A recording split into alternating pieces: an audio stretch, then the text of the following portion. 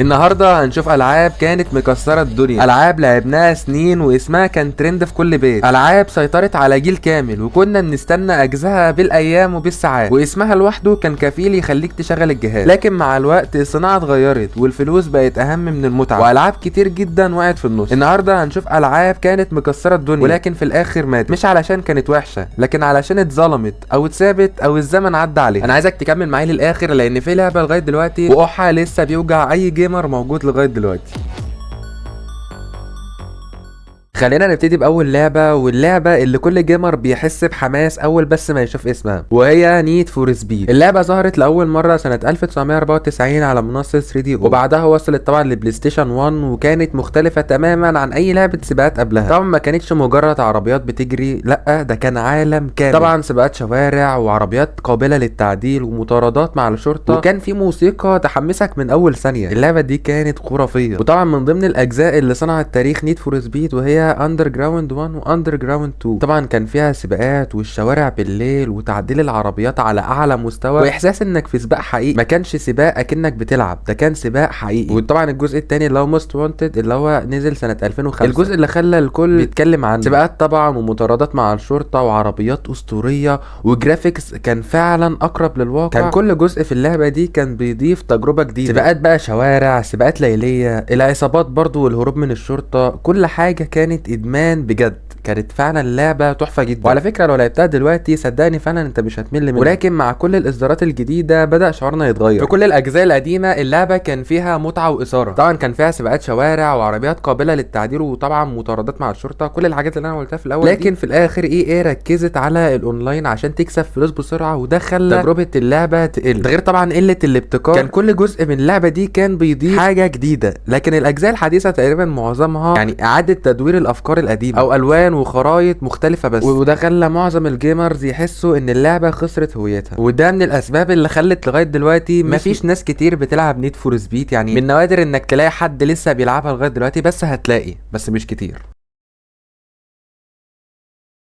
اللعبة دي يا جماعة كانت فعلا اسمها لوحده كان كفيل يخلي اي جيمر يقفل الباب ويفضل يلعبها طول النهار. وانا بتكلم في اللعبة دي عن بيس. اول اصدار ليها نزل سنة 2001 وكانت ثورة في عالم العاب كرة القدم على البلاي ستيشن. ما كانتش مجرد لعبة كرة قدم عادية، دي كانت حقيقية جدا، كل حركة وكل تمريرة وكل تسديدة كانت محسوبة وبدقة. كان حرفيا كان كل طور فيها كان خرافي. كان فيها مثلا طور الماستر ليج، ده طور حرفيا كان خرافي، كنت بتختار فريقك وتدرب اللاعبين بقى وتبيع وتشتري وتنافس على البطولات كأنك مدير نادي حقيقي. الناس ما كانتش بس بتلعب، كانت بتحس بالكوره. وانت كمان لو لعبت بيس زمان هتفتكر احساس الفوز اللي هو الجون بتاع اخر ثانيه ده، الاحساس ده حرفيا ما كانش بيساوي اي حاجه، ده كان احساس لوحده. طبعا اللعبه دي كانت في القمه بتاعتها لما كان في جيل البلاي ستيشن 2 وبلاي ستيشن 3. بيس كانت رقم واحد في كل مكان، المدارس والنت والبيوت، كل اصدار جديد كان احسن من اللي قبله، طبعا من الجرافيكس والواقعيه واحساس اللعبه. بس بعد كل النجاحات دي حصلت حاجه غريبه وهي فيفا. طبعا فيفا جابت كل التراخيص الرسميه لكل الدوريات غير بيس طبعا اللي كانت مش رسميه في الفرق الكبيره، والجمهور طبعا بدا يتحول لفيفا علشان الواقعيه والشعور طبعا بالماتشات الحقيقيه. ده غير طبعا قله الابتكار اللي كان برضه بسبب وقوع نيد فور سبيد. حرفيا كان كل جزء جديد كان تحس انه مجرد نسخه مطبوعه من اللي قبل. ده غير طبعا ان بيس راحت للتليفونات، الشركه طبعا حاولت تدخل بيس على الموبايلات والاونلاين طبعا، لكن اللعبه الاصليه كانت تجربه فرديه يعني على البلاي ستيشن. طبعا اخر اصدار حرفيا كان قوي فعليا كان بيس 2019، وطبعا بعدها حولوها لاي فوتبول، والنتيجه طبعا الاسم موجود لكن الروح اختفت. طبعا الجيمرز القدام اللي هو يعني زينا يعني حسوا ان الاسطوره دي ماتت، وده مش بس بسبب الفشل المالي لكن لان الاسطوره اللي احنا حبيناها يعني بدات تموت تدريجيا. بيس ما كانتش بس مجرد لعبه، ده كان طبعا احساس وذكريات وماتشات في الساعات الاخيره، اهداف طبعا غيرت المزاج كله. لكن للاسف الاسطوره ماتت، بس لحد دلوقتي اي حد لعبها زمان عمره ما هينساها.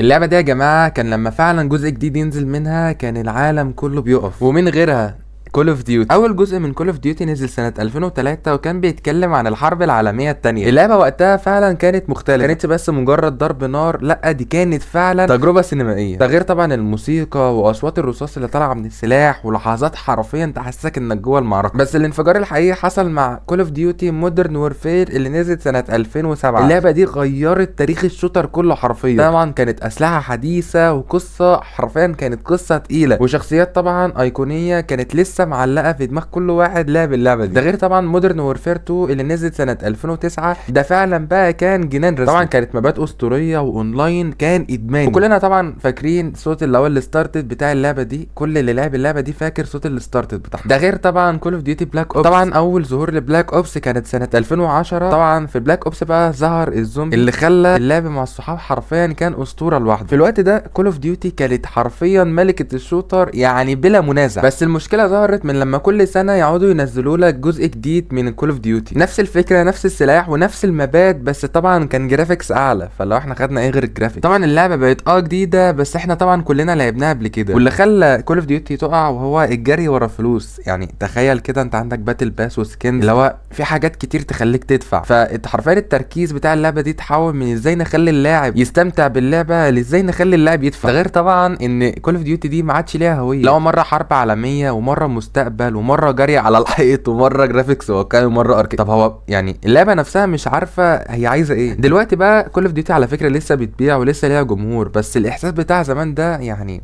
خلاص اختفى يعني.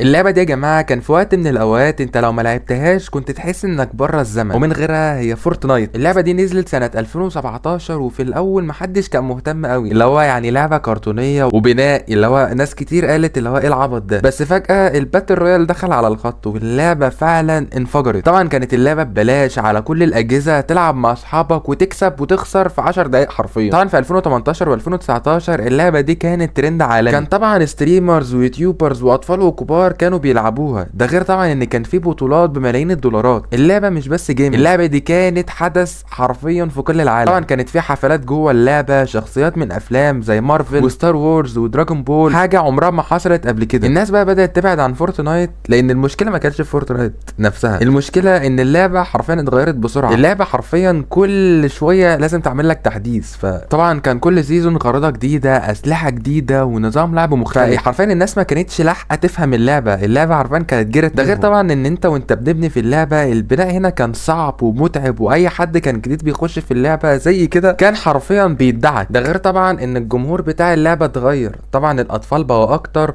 وجمهور اللعبه زمان ما بقاش موجود، حسوا ان اللعبه دي فعلا ما بقتش بتاعتهم. بس الحقيقه ان فورتنايت لسه ما ماتتش، هي بس يعني بقت لعبه الجمهور معين. اللي حبها في 2018 مش شرط يحبها دلوقتي، بس طبعا في ناس كتير سابوا اللعبه دي، وفي ناس كتير ما بقتش بتلعب اللعبه دي، وفي ستريمرز ويوتيوبر كتير برضو سابوا اللعبه دي. فبقى يعني صعب ان انت تلاقي حد لسه بيلعب اللعبه دي وبيصور عليها، فانت بتحس ان هي ماتت. وفي الاخر الالعاب دي ما كانتش مجرد جيمز بنلعبها وخلاص، دي كانت لحظات وذكريات وضحك وسهر لحد الفجر كان بيحصل معانا. في العاب ماتت، وفي العاب اتغيرت، وفي العاب لسه عايشه بس عمرها ما رجعت زي زمان. ولو لعبت واحده من الالعاب دي زمان انت فاهم الاحساس ده كويس. انا دلوقتي عايزك تنزل تكتب لي في الكومنتات ايه اكتر لعبه وقعها كان بيوجعك وما زال لسه بيوجعك لغايه دلوقتي. بس كده، كان معاكم يوسف، وسلام.